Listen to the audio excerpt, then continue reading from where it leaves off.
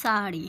रचना जब शादी के बाद ससुराल पहुंची तो उसे खुद को ढालने में बड़ी परेशानी हुई। वैसे वह खुद को नए हिसाब से ढालती गई, पर फिर भी उसे लगता कि विवाह से पूर्व सब बात सही सही हो जाती, फिर शादी हो या ना हो कोई दिक्कत ना होती। जिस रिश्ते की बुनियाद ही झूठ पर बनी हो उसे निभाने में दिक्कत तो आती ही है, पर रचना निभा रही थी क्योंकि वह स्त्री है, स्त्री ही निभा सकती है। वैसे इस बात में रचना को अपने पति और ससुराल वालों की कोई गलती न लगती। जब उसके पिताजी लड़के को देखने गए तो लट्टू हो गए। वैसे लट्टू होने की अनेक वजह हैं। संजय अच्छा पढ़ा लिखा इंजीनियर युवक था, घर वाले भी सब अच्छे थे, समाज में प्रतिष्ठा थी। आजकल के युवक शराब और भी अवगुणों के भंडार होते हैं, पर काफ़ी जानकारी के बाद भी संजय बेदाग निकला। ऐसा परिवार बड़ी कठिनाई से मिलता है। वैसे भी शादी विवाह के संबंधों में थोड़ा बहुत झूठ तो बोला ही जाता है। सब सच कह दे तो ना तो लड़कों की शादियां होंगी और ना लड़कियों की। फिर बात भी ऐसी बड़ी नहीं है जिसे रचना एडजस्ट ना कर पाए। दरअसल रचना के ससुराल वाले थोड़ा परंपरावादी थे।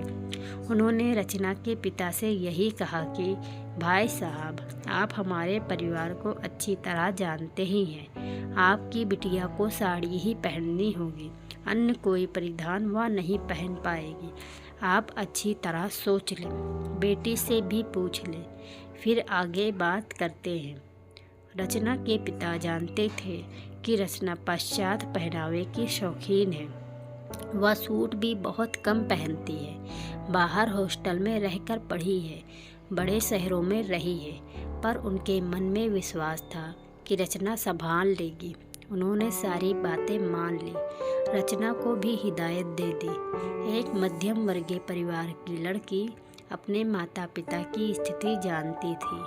आज तक उसके पिता ने उसकी हर इच्छा पूरी की, अब वह उनकी एक छोटी सी बात का मान तो रख ही सकती है। बहुत कम सूट पहनने वाली लड़की ससुराल में एकदम भारतीय बन गई।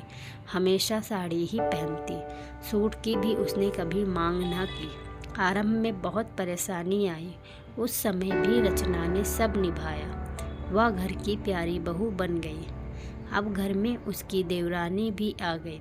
चंदना भी बहुत खूबसूरत थी, बहुत संस्कारी भी, पर रचना को लगता कि कोई तो उसे पीड़ा है जिस पर कोई ध्यान नहीं दे रहा। रचना वह पीड़ा जानती थी। एक दिन वह बाजार से चंदना के लिए कुछ उपहार लेकर आई।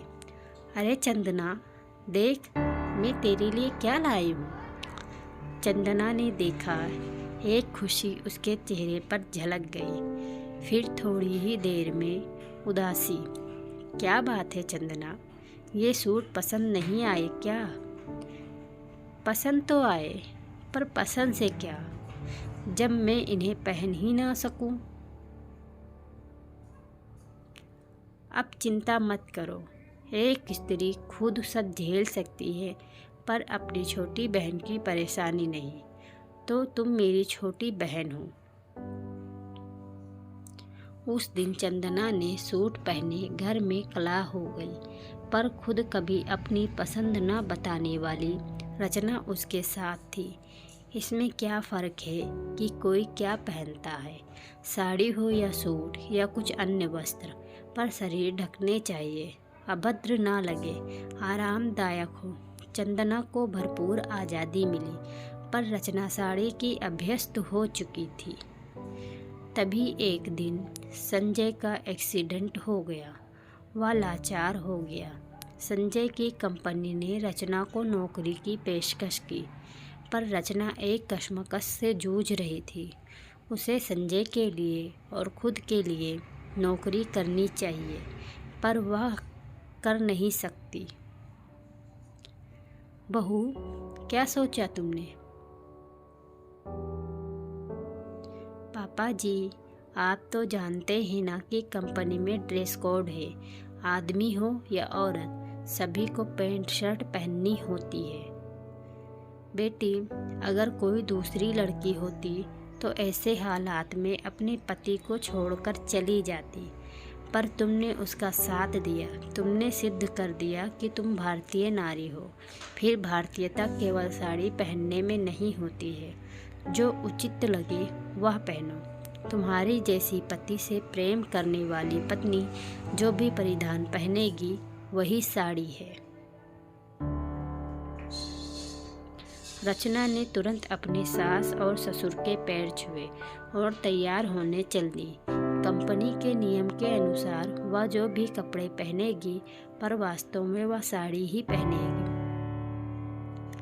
तो ये छोटी सी स्टोरी आप लोगों को कैसे लगी? वीडियो पसंद आती वीडियो को लाइक कर लो।